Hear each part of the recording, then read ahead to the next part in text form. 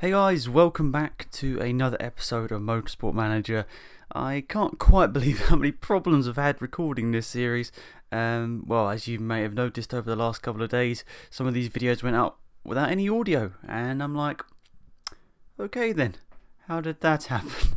So yeah, obviously very annoyed that that didn't record properly, but nonetheless I'm here to record a voiceover for those 4 episodes I recorded. 2 of them accidentally went up. I did try to stop them going up, but for some reason they were scheduled and they were just determined to be uploaded on YouTube, so I apologise for that. And yeah, hopefully you aren't too annoyed that I've now missed probably about a week worth of uploading because of that, and I apologise. Working all of the weekend and doing other things, so yeah, I couldn't really get around to doing it, which is a bit annoying, but nonetheless, I'll try and do my best, like a live commentary. I've kind of forgot what's happened in these videos anyway because they were recorded a couple of weeks ago, so it might be pretty good to see another post-live reaction. So, building a new front wing here. As you can see, we've got quite a lot of money in the bank, over 30 million. So we're in a pretty good place right now. So we're getting some new suspension as well, and we don't really have great specialists right now. The suspension specialist is the one that's actually probably quite good, but the rest of them are a little bit bad. I mean, you can see our brakes specialist and our front wing specialist have got a leadership bonus which is negative, which is really bad, and I was a little bit confused here what was happening, but as he is a brake specialist, he just about does well, but maybe in the future he might look to improving them, because let's be perfectly honest, we don't want to maybe going for a championship and having specialists that aren't particularly good. So our suspension specialist is probably the only one that's actually genuinely good, so maybe we might have to look into getting some different ones in the future. But as you can see, we're currently going through and building new parts for every single aspect of the car. Of course, over the last couple of years in the game, we have been unlocking the extra ones that you can't get straight away, which are the last 2. So gearbox and engine, I think, aren't available to upgrade straight away, but we've gone and decided to do that, and I think, it's been pretty good. As you can see here, part build complete, so we're doing a pretty good job actually getting those parts built, because if we don't have those parts built, we're going to be very uncompetitive here, and it's just deciding about which one we should probably assign the parts to, because I know one driver or both drivers are going to really want to have each part, but yeah, I guess you've got to make an executive decision here to not just get too sort of dragged down by which driver what's want, and you just got to go ahead and just make the decision, otherwise it's just bad for the team. So as you can see, our cars are getting a little bit better here as we head for the first round of the season. Some new sponsorship offers, and actually quite good ones here, to be perfectly honest. 1 million up front, 600k per race. That's definitely going to help us out, and a bunch of influence as well. So that's a really good sponsor. And we're getting a load of other good sponsors here, but these are ones we're probably not going to be able to achieve, so we just go with the one that gives us the most up front, because I really hope we can go for third and all that in the first couple of races, but it's probably quite unlikely. So these are the more realistic ones, 10th and above, 11th and above. They're all ones that we could probably achieve at some point.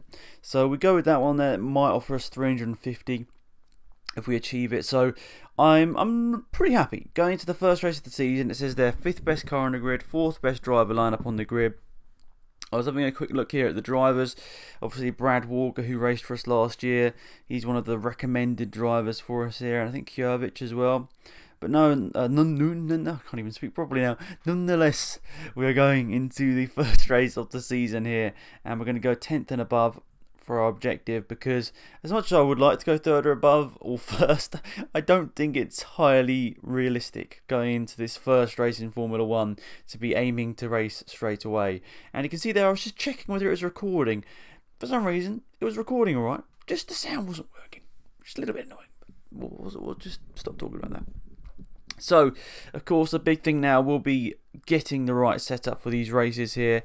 In the past couple of seasons, we've been lucky enough to have a pretty good car and being in the knowledge of knowing that we're going to be battling for victories most races, but we now know that we're going to be mid-pack, and the setup is going to be very vital in making sure we're probably like 7th, 8th, 9th instead of 14th, 15th, 16th, which I assume with a close mid-pack in Formula 1 is very high likelihood. So can see here, pretty good start with both of the setups here.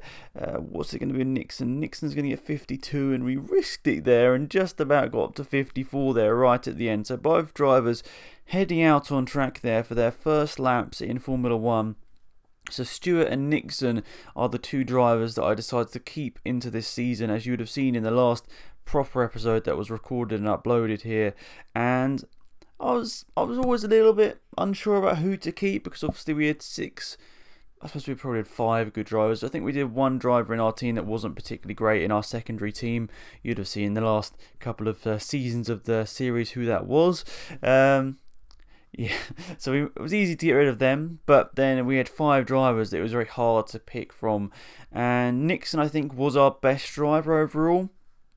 And I think it was tough. It was tough to decide who was going to be our second driver, because let's be honest, there were lots of good candidates in our team. But I think Stewart, just because she was like a young driver with our team and she sort of grew up with the team and still got probably a lot more potential than other people, it was kind of easy in that regard that she was probably the youngest of our drivers that might be able to get a little bit of extra potential. So that's why I went with Stewart and Nixon. I think Nixon's definitely our number 1 driver, even though Stewart's in the number 1 car in the team.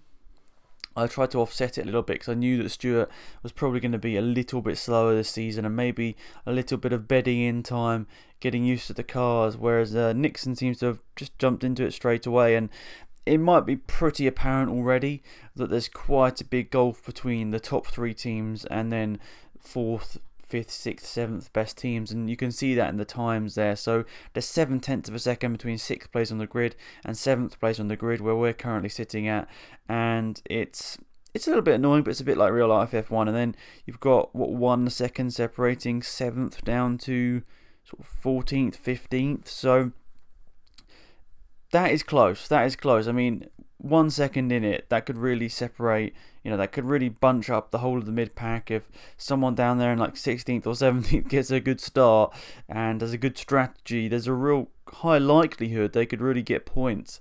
And there's a high likelihood if you start 7th, 8th, 9th, and then you have a bad strategy, you could end out way outside the points here. So it may look like we're the best of the rest in terms of not the best 3 teams, but I feel like come race day, there's a strong likelihood we might struggle. And of course, the first race of the season is pouring down with rain, so that's going to be a tough one. Intermediate tyres on the starting grid.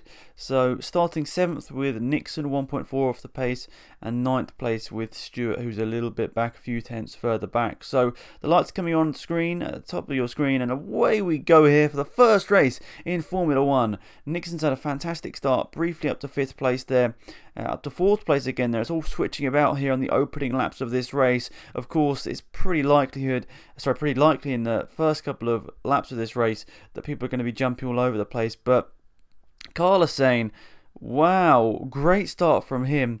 I think he started just behind us on the grid, and he isn't in a top 3 team. I think he's racing for Catano, I think. And to be fair, he's doing a good job in that car, because that is not a top 3 car. So Larson in the Rossini, Besson I think is in the Steinman, and is it Van Dort? I think it's Van Dort who Lucier is driving for. You probably know who the real life teams, they're kind of based on are, but yeah, I feel like we're sort of best of the rest, and Carlos Sain putting himself in P5 right now is kind of throwing it up for me. I'm a little bit all over the place, and Lipponen dropped down to P7, and Noir was just dropped down to P7 as well. But they're 2 drivers that should be ahead of Carlos Sain for sure. But Carlos Sain's having a really good start to this race, but now Lipponen is putting in some fast lap times, and people towards the back of the field are starting to pit for medium compound tyres, and I've noticed that. And I'm going to try a different strategy myself. Nixon, who's currently sitting in P8, just ahead of Stewart, he's going to come in first, and then Stewart's going to go 1 lap further on the intermediate tyres, push like crazy. And as you can see, the pit stops are a lot quicker in this. I was like a bit, whoa, I forgot how quick pit stops are when you have to do a driver change and loads of refueling. It definitely makes a big difference here. And you can see I'm kind of contemplating what to do here. Medium tyres, probably can't quite push softs, or did I just try and put softs on there? I might have just put softs on there and risked it. It's going to be close, but we might just be able to make it on softs. And yes, we do go softs, a 2.6 second pit stop, which is great. Nixon is currently in the podium positions. That is crazy how the pit stops have worked really in favour of him. But it's probably unlikely he's going to be able to stay there because de Graaf is coming like crazy. But then he's made a mistake there, and Besson is now the next person behind Nixon here. So this is going to be a crazy last 4 laps of this race here. Larson setting the fast lap of this race, but Nixon has got Besson and Stewart on the soft compound tyres. He's doing a great job. I suppose Besson's on the soft compound tyres as well, and Nixon isn't really going to be able to hold off here, and understandably Besson overtakes Nixon for P3. And I mean, it would have been mad to have a podium in our first race, but let's be perfectly honest, it probably wasn't going to happen. So 2 laps remaining now. Can Nixon keep P4? Carlos Sainz has retired from this race here, but if we can get P4, I mean, last lap of this race, it's looking like we might get P4. That'd be an incredible start to this one here. And you can see I'm just quickly topping up the fast mix here and just like go for it, just go for it. Insane race. We come home in P4. I was like, what? How did we do that? Nixon P4, Stewart P7.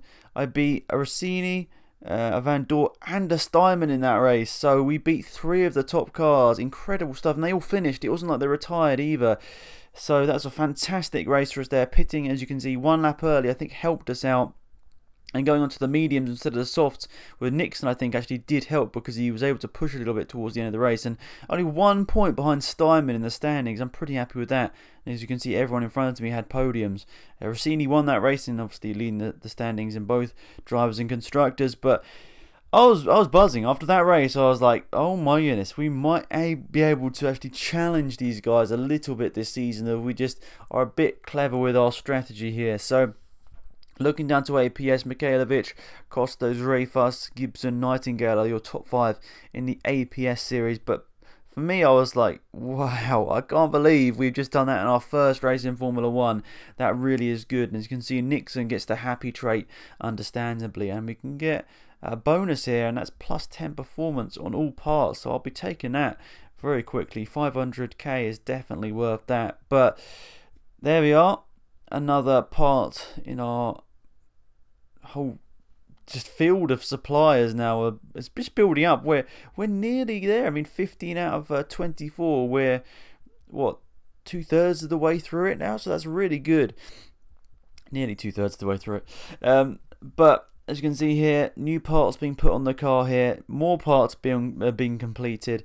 And I was like, okay, this is looking good. I mean, that positive result in that first race of the season and all these new parts coming, I feel like we can honestly do something pretty good this season. But it was pretty blatant in qualifying, at least, that we were half a second, 6/10 of a second behind anyone else. In terms, or behind the top 3 teams, I should say.